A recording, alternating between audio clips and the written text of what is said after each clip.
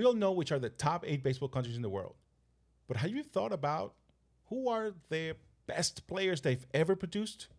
And out of all of those, who are the GOATs for each country? That's what we're here to discuss. Today, we're starting a new series. And on part 1, we're going to be discussing United States, Mexico, Japan, and Venezuela. Let's get into it.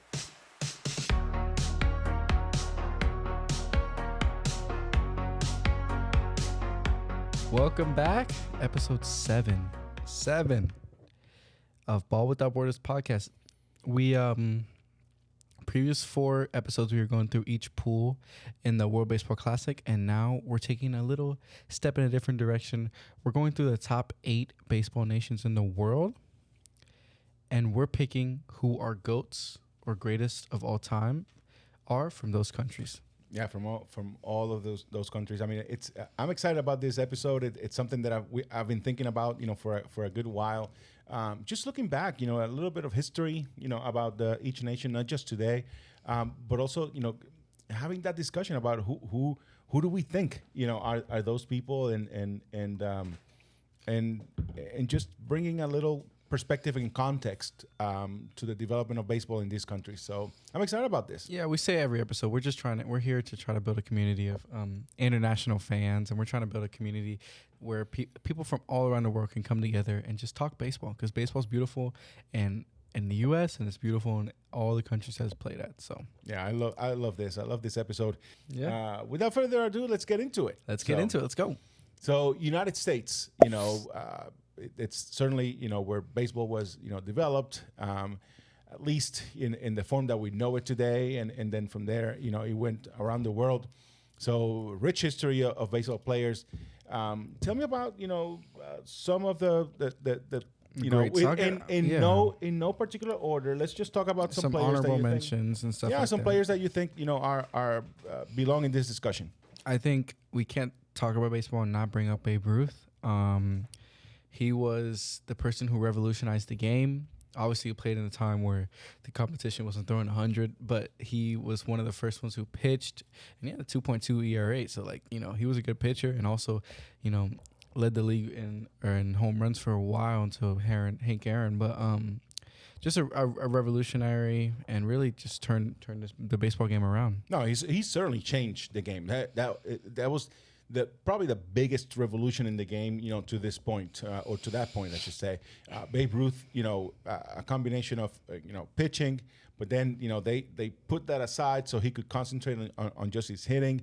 The power, he brought power, whereas, whole teams would not, have, more than 20 home runs in a whole season. He then become and brought power to the game. He changed the game. The game was thought about and played about. But I think he gets overrated. I'm not saying he was. I'm not saying he isn't. But we cannot.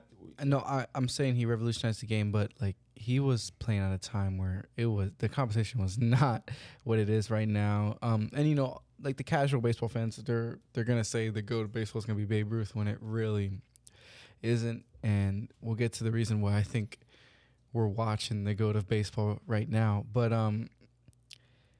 yeah, Babe Ruth is a revolutionary. Another one I want to talk about, sleeper. And a guy, the GOAT of my generation, Mike Trout, has got to be in this. I mean, he 3-time MVP, 10 times All-Star. Injury bug has killed him last couple of years. He's getting older, but he's just been, I remember him in center field. Oh, my God. He was the true 5-tool player. Yeah, particularly in your generation. And of the latter years, he's definitely a great example of what a 5-tool player should be. Excellent player. Unfortunately, he's been has some injury situations over the last few years, and he's been playing in a team that's been lackluster, not competitive. Yeah, unfortunately, but we cannot understate how good he is. Now, going back in time, a little bit further back, Hank Aaron. Talk about, if Hank Aaron was a player that he was the one that broke, first, the home run barrier, that Babe Ruth, that ceiling that Babe Ruth had established by claiming the all-time home run king. And he did it not just in a different era, but more importantly, he did it in an era where he was fighting against the opponents, his opponents on the field and also outside. The civil rights era he was an important person. In a face of the Civil Wars, era. He actually, as he was chasing Babe Ruth's, title, he was facing death threats, during that time. Something that we cannot even, understand. So and it's still a problem today. Great. Absolutely, without a doubt. Without a doubt. But the way that he went about it, and how great of a player he was, and how dignified of a civil rights figure he was. The fact that he's still remembered as one of the greats during that time, even the most racist people during that time, they knew that he was a good ball player. That's how good he was, that he garnered the respect of people that did not respect other skin tones and stuff. And I mean, he's a great all-time player. And one last one I want to bring up, Barry Bonds. He would have been, I think, the GOAT without the PEDs. I mean, if you look at his time with the Pirates, he was a great, a great player before he got, But he would have been a Hall of Famer. He didn't need that. Oh, no. He didn't need that. He would have been a Hall of Famer without a doubt. Without a doubt. Mm-mm. He would not have been in the Hall of Fame of nice people, but he definitely, when it came to baseball, he definitely would have belonged. I have certainly, when it comes to this era and steroids, I it's hard for me, but it's undeniable that he had out of this world numbers, and he was hitting the ball in a way that no one had ever done before, and actually since. So. I mean, that's true. I mean, so tell me who's your GOAT for the U.S., the best player the U.S. has ever produced. So before I tell you my number one, I will be remiss if I didn't mention Ted Williams, the last player that to finish a season with the 406, above 400 batting average. He was a tremendous hitter. And to this day, if you read his book about hitting, he's telling exactly what people are now talking about. He just explained it in a different manner.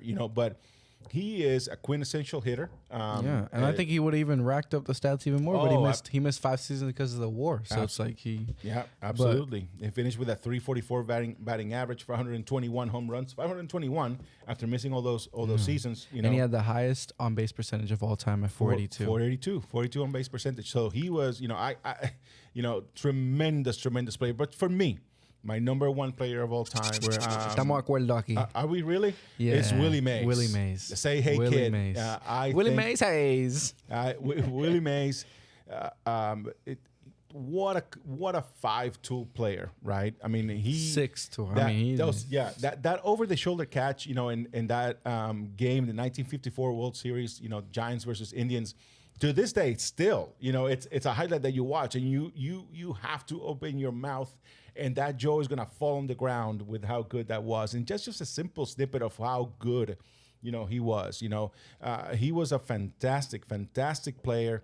302 batting average, 660 home runs, 3,293 hits. 338 stolen bases. No, yeah. I mean, this is 156 WAR. I mean, 24-time All-Star, 12-time Gold Glove, and only a 12-time Gold Glove because the Gold Glove was instituted during his time. During the middle of his time playing. So if he would have been, he probably would have won it every time he played. Elite player in all 5 areas of the game. Fantastic player. And curious, you know why he was called the Say Hey Kid? Actually growing up, he was called Buck. That was his nickname. He was called the Say Hey Kid because when he moved on into the major leagues for the first time, he had a hard time. First off, he didn't know anybody, and secondly, he had a hard time remembering people's names. So he would go around, and say, "Hey, hey.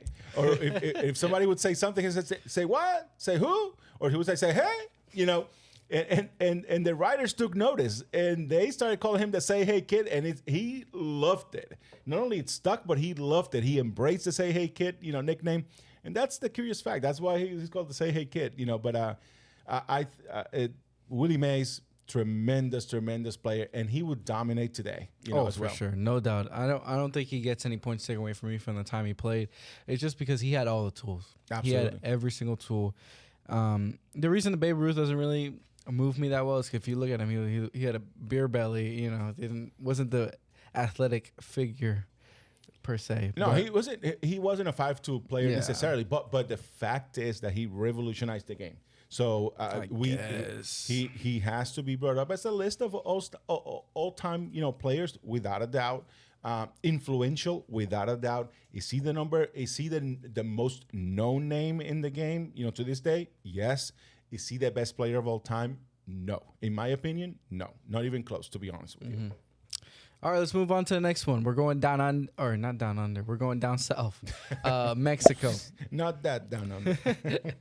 So tell me about some players you want to bring up before we tell our number one, which I think we should be pretty acuerdo aquí. Well, we'll see. We'll see. Adrian Gonzalez, is one of those that should be brought up, as part of the list. Hall of very good. Yeah, Hall of very good player. He was good for a long time too. He was very good for a long time.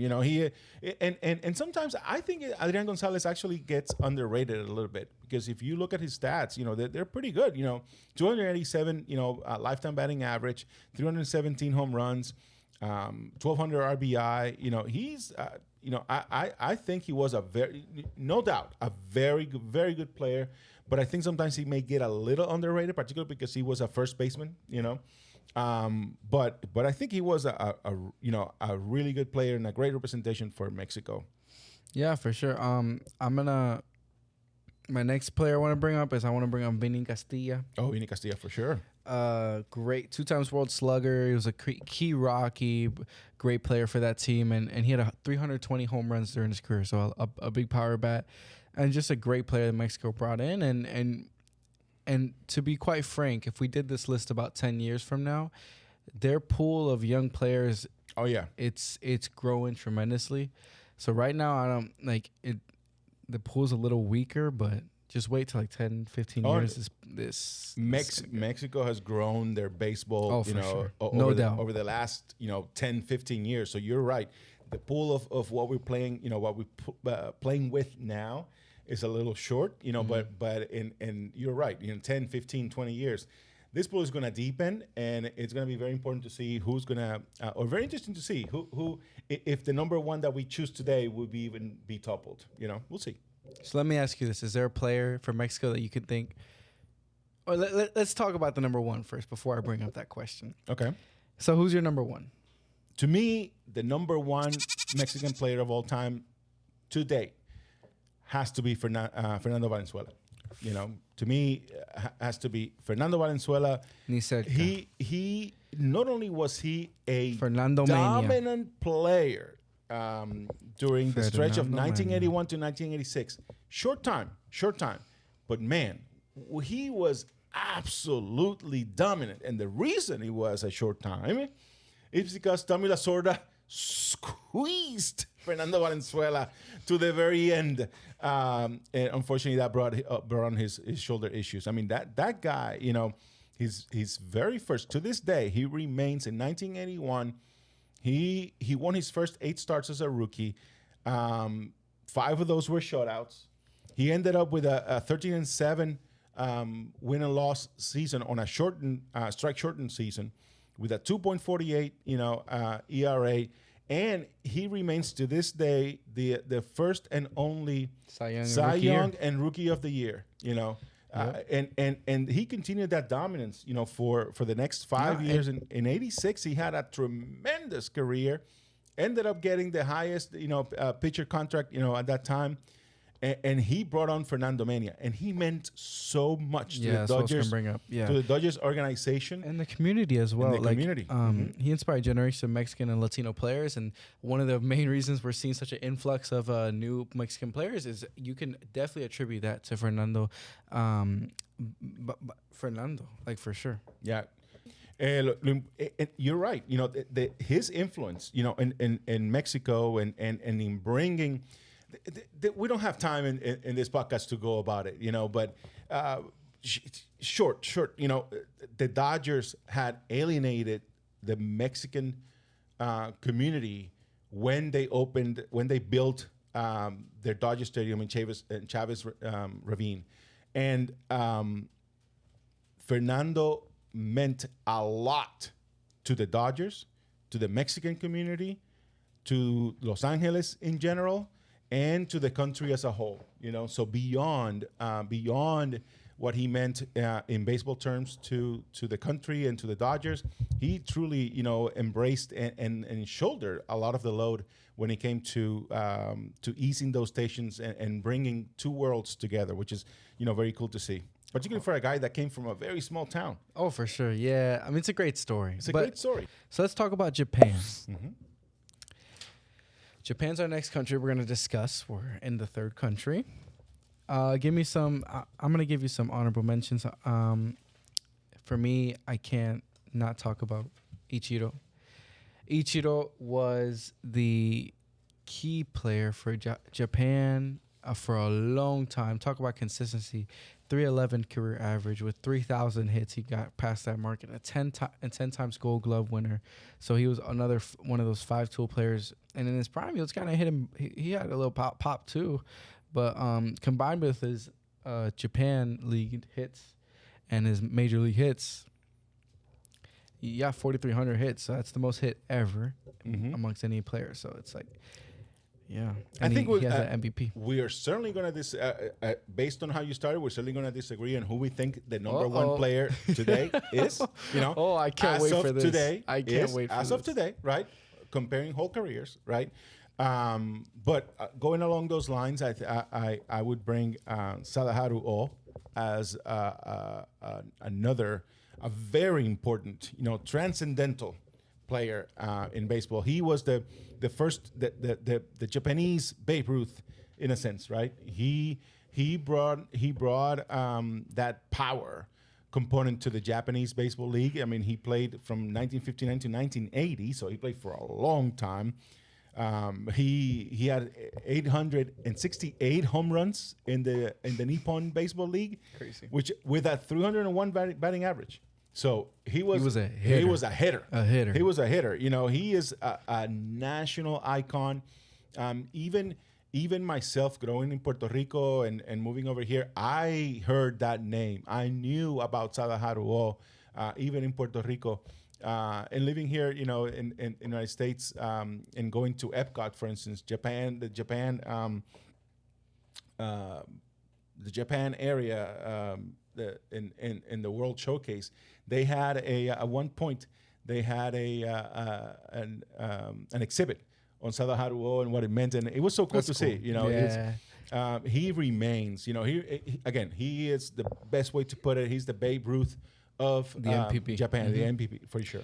You can't not talk about Yu. I mean, Yu Darvish has been a great pitcher for a very long time. Put up elite numbers, career 3.59 ERA, 5-time All-Stars, and closing in on 2,000 MLB-Ks. A great pitcher, and he's been like that for a long time. You can almost pencil him in for a 3-point-something ERA. So he's another great pitcher. Yeah, I would mention, you know, along those lines, Hideo Nomo, you know, great pitcher for a long time. Hideki Matsui, one of the few position players that have made the transition over, you know, successfully into the major leagues from Japan.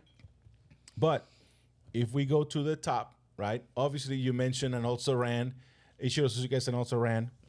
I have not discussed Shohei Ohtani, which I'm assuming is the one that you're going to mention as number one. Shohei Ohtani will be potentially the GOAT. Okay, he is the GOAT. He will potentially Ichiro did not win 3 MVPs. End up being the GOAT. Having said that, his career is still too young. Not there yet. Not there yet. To me, number one so far is Ichiro Suzuki. Long, complete, finish, frame of reference. Shohei Ohtani, nipping at the heels. Shohei, keep doing what you're doing. Keep being great. Career completed. I disagree. You're gonna be number one. Listen to me. Listen to me. Listen to me. Listen to me. Listen to me. Listen to me. You're gonna have. Think Listen about to this. me. Think about this. Regardless of the order, you have a country that you're gonna have Shohei Ohtani, Ichiro, and Salaharuo as your top three, quote unquote, players of all time. Dang. Regardless, I agree to disagree. No, I'm not. Listen to me. Ohtani is the GOAT. You're watching the greatest player ever. And we get to watch him on a 7-day, batting base, everyday basis. We're watching who could end We're up watching being the best player. who could end up being the GOAT of all time. I don't want to hear nothing. He is Give leading me the a NL. full career. He's leading the NL in Give me a every full batting career. statistic. Give me a and full he career. throws 100 Give me a full career. with a nasty slider. Give me You're a full watching career. it go. And he's already won Give me three. a full career. Retire. He already Have won 3 3,000 MVPs. hits. He already won 3 MVPs. 600 home runs. What else do you want? He won 3 MVPs. I'm telling you right here, right now. 3 MVPs is Give me a a career. full career. Give me Not a full career. Give me a full career. that Right your there. GOAT only won 1 MVP. Give me a full career. Give me a full career. He's already the GOAT. He only won 1 MVP because he was playing for the Mariners all the way on the West Coast that a lot of people didn't get to see, a lot of people didn't get to watch. That's the reason why he didn't win more MVPs. Wait, so you're saying Shohei didn't deserve his MVP? And he played in crappy Are teams you saying with the Mariners. Come on. Didn't deserve his MVP? I'm not saying that. He won one with the Angels. No, if we're gonna go there, I'm not saying the that. Angels had a terrible team. I'm not arguing that Shohei Ohtani is a transcendental player. That Shohei Ohtani, once he finish, if he continues to be the way he's doing, that he is gonna end up being number one. Not today. Not yet. There's no if. Finish your career, baby. Finish your career. Finish your career. You're wrong. Finish your career. We're gonna move on. Love But this. Shohei Ohtani is the GOAT. I love it when I win an argument. You did not. You did not win. You did not. You just said finish a career. You guys know I'm right. No. Okay. Let's go. Leave your comments. Is he right? Is he wrong? I think he's wrong. So before we go on to discuss our next, I want to bring you Yeah. athletics.com. This episode is proudly sponsored by F3 Athletics, your go-to shop for person. Before we move on to our next country, this episode is proudly sponsored by F3Athletics.com, your go-to shop for personalized sports gear for athletes, teams, and families. With over 16 years of crafting experience and an Etsy shop ranked. Ay, Dios mío.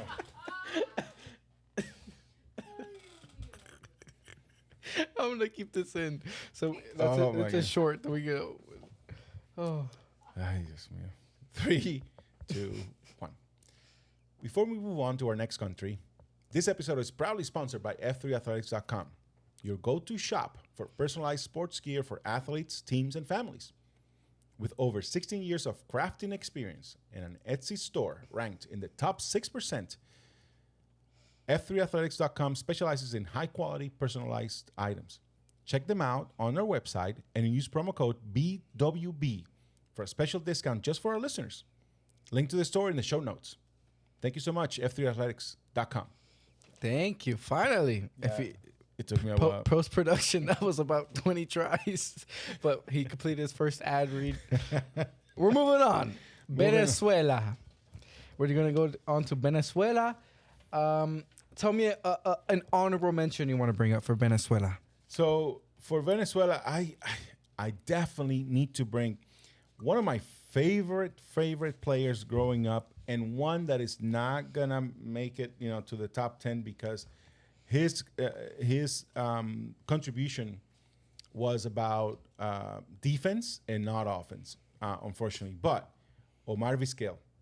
Omar Vizquel was a great, fantastic shortstop one of the top defensive shortstops ever. I'm not afraid to say that.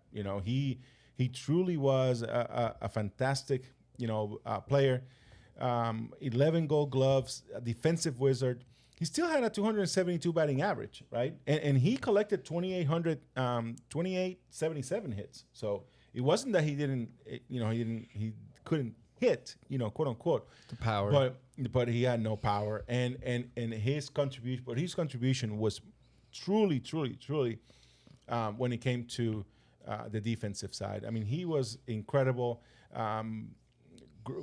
Growing up, watching him, pair up with Roberto Alomar was just like, imagine having a middle infield that was Omar Vizquel and Roberto Alomar. That was phenomenal. He was a lot of barehanded plays. The defensive footwork was incredible. And I got to see that Puerto Rico side, like, Lindor and Javi. It's like, you're neck and neck with them. They are. But another player I want to bring up is Johan Santana. Two-time Cy Young winner and won the ERA titles in 2004, 2006. If you have a two-time Cy Young winner in your country, that you get put on the upper echelon just because of that. Cy Young is one of the most, prestigious awards ever. The fact that you won it twice and also had two ERA titles. I mean, this guy just knows how to pitch. Yeah, for sure. And unfortunately, another one that had a shortened career. If he would have been healthier, man, he was incredible for shorter than he should have. Just injuries, derail his career, unfortunately. Yeah, and we got to bring up the captains for 2026, Team Venezuela, Salvi Perez and Jose Altuve, two of one of the greatest players in my generation. Altuve, an MVP winner with a 307 career average and 5 Silver Sluggers, and Salvi behind the plate with 5 Gold Gloves. You don't see that Gold Glove defense anymore if you're a young listener, but back in the day, he was a killer on defense. Yeah, and before I move on to, tell you my number one player, I would be remiss if I didn't bring Luis Aparicio into the list.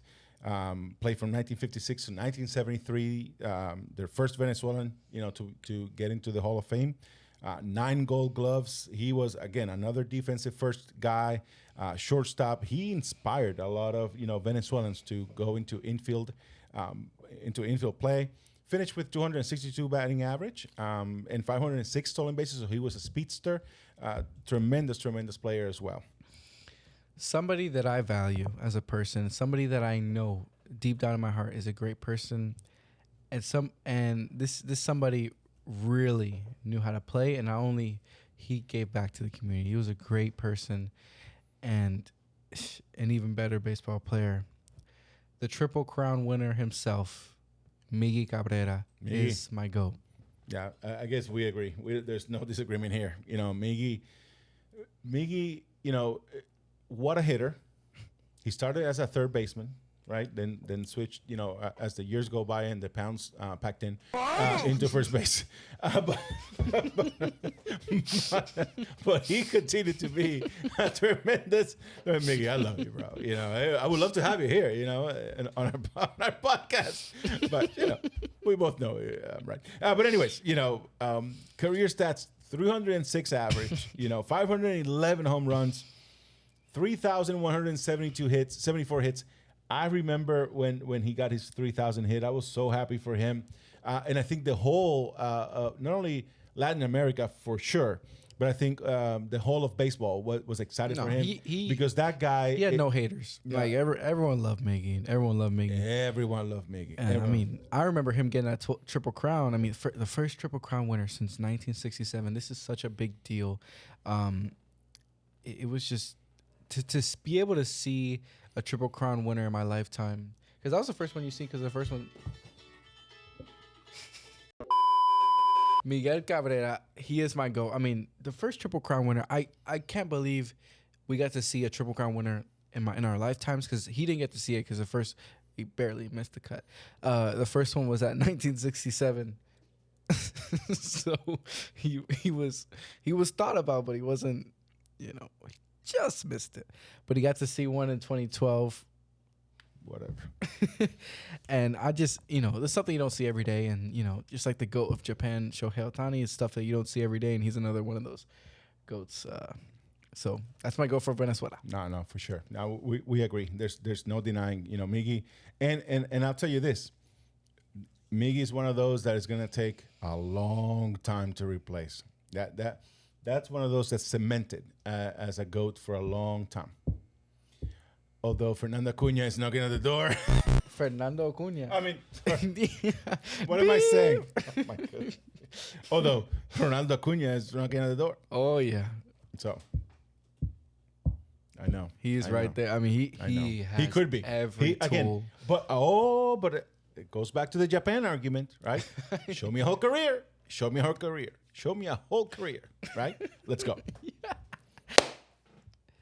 That does it for part 1. We've gone over Venezuela, Japan, USA, and Mexico's team and their GOATs for each of their country. Stay tuned for part 2, where we're going to Puerto Rico, Dominican Republic, Cuba, and the Netherlands.